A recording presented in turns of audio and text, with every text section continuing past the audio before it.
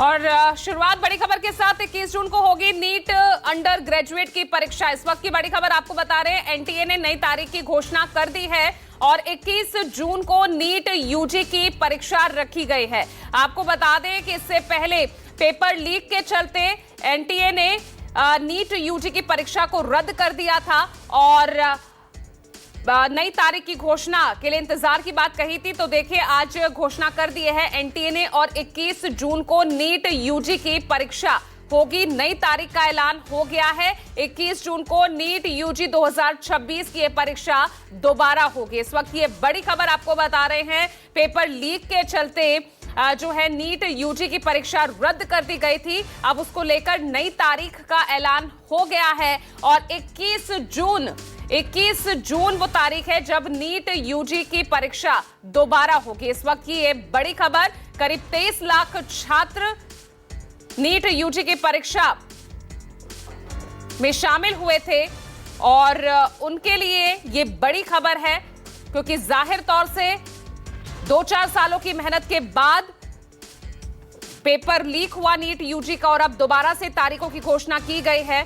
तो 21 जून तय की गई है, यानी करीब करीब आपको बता दें कि 1 महीने से ज्यादा का वक्त उन छात्रों के पास और रहेगा और ज्यादा प्रिपेयर करने के लिए। और 21 जून को अब नीट यूजी की परीक्षा होगी। नई तारीख का ऐलान एनटीए ने कर दिया है।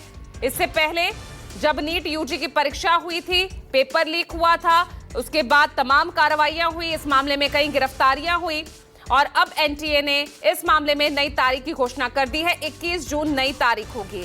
दिव्या हमारे साथ ज्यादा जानकारी के साथ जुड़ गई है। दिव्या, नई तारीख नीट यूजी के लिए 21 जून।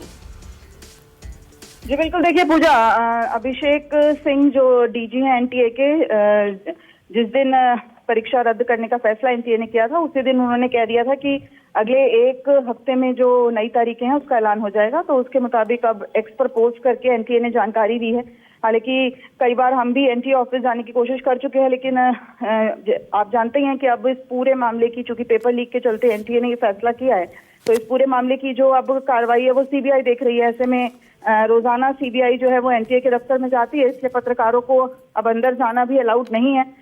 तो एक्स के माध्यम से उन्होंने पोस्ट करके ये जानकारी दी है कि 21 जून वो तारीख होगी और इसमें एनटीए ने 3 से 4 बड़े फैसले भी उस वक्त लिए थे जब ये परीक्षा रद्द की गई थी, जिसमें उन्होंने कहा था कि जो एग्जामिनेशन सेंटर्स पहले से ही है वही एग्जामिनेशन सेंटर्स रहेंगे। उसके बाद जो रजिस्ट्रेशन फीस है वो छात्रों से नहीं ली जाएगी दोबारा, और जो पैसा पहले भी लिया गया है वो लौटाया जाएगा।